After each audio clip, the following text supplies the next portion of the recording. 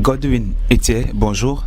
Bonjour. Vous œuvrez pour l'amélioration des droits de l'homme dans le pays. Alors dites-nous aujourd'hui quel est l'état de la liberté de manifestation au Togo. La liberté de manifestation, ici comme ailleurs, est l'un des canaux principaux pour les citoyens de participer à la gestion de la chose publique en donnant leur point de vue sur la façon dont les choses sont gérées dans le pays.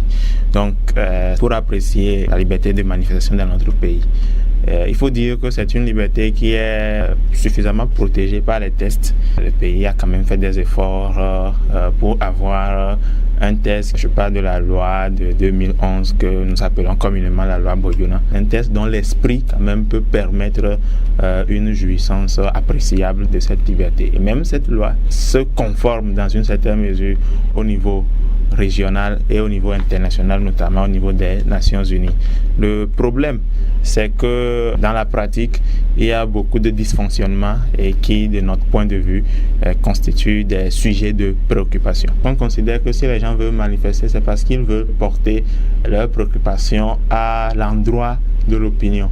Donc, si de façon unilatérale, l'autorité, bien qu'elle ait le droit de faire des observations sur l'itinéraire, mais si elle délocalise la manifestation à la périphérie, nous pensons que c'est un problème et cela fait entorse à la jouissance de cette liberté. Vous venez de dire qu'il y a des efforts qui sont faits, mais le problème c'est qu'il y a parfois, si on peut le dire, un abus de pouvoir de l'autorité. Alors, comment s'explique cette situation selon vous? Il faut toujours dissocier la jouissance des droits du contexte sociopolitique. La situation politique ne doit pas devenir un prétexte pour réguler la jouissance des libertés dans le pays. Quelle que soit la situation politique qu'on traverse, il faut qu'on sache que les droits, ils sont garantis et il faut qu'on prenne les mesures pour que ces droits et libertés soient effectifs. L'autre question aussi qui pourrait expliquer ces débordements auxquels nous faisons face, c'est que chaque fois qu'il y a contestation ou bien chaque fois qu'il y a un problème, on a l'impression que au niveau de l'autorité, on ne prend pas des mesures pour que ce problème soit traité et que les auteurs des exactions soient punis. Ce qui fait qu'on ne décourage pas en fait ceux qui se permettent de violer ces droits. Et ce qui est encore dommage, c'est la responsabilité des organisateurs. Chaque fois qu'ils pensent qu'ils ont des raisons de dire que leur droit a été violé, ils ne saisissent pas le juge administratif pour porter devant lui leurs contestations. Donc, ils font des contestations qui, bien que légitimes, se résument à des déclarations dans les médias. C'est bon, mais il faut toujours laisser des traces au niveau du juge.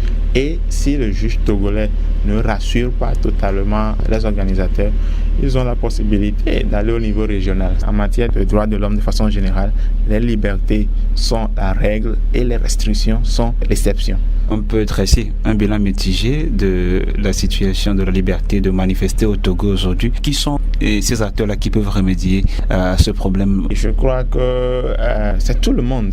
Ça a commencé par les autorités qui sont les premiers responsables et donc garants de l'effectivité des droits de l'homme dans le pays. Des efforts qui ont été faits surtout pour le cadre légal, mais c'est à eux de se conformer au maximum à la loi. Mais de l'autre côté aussi, dans le cadre des organisateurs, ils doivent pouvoir sensibiliser aussi leurs partisans pour qu'on puisse jouir de la liberté, mais dans le respect de la loi. Au Centre de documentation et de formation sur les droits de l'homme, une de vos initiatives est un panel watch, c'est-à-dire un groupe dans lequel il y a plusieurs composantes de la société civile. Qu'est-ce que c'est concrètement et le but, c'est lequel? Le panel watch se donne pour mission de rappeler en permanence quand l'État prend des engagements au niveau international, qu'est-ce qu'on lui demande d'améliorer dans le pays et de les amener chaque fois à mettre en œuvre ces différentes recommandations. On a fait une activité qui était un cocktail d'échange entre les membres du panel, les médias et les acteurs sociopolitiques. L'objectif de cette activité, c'était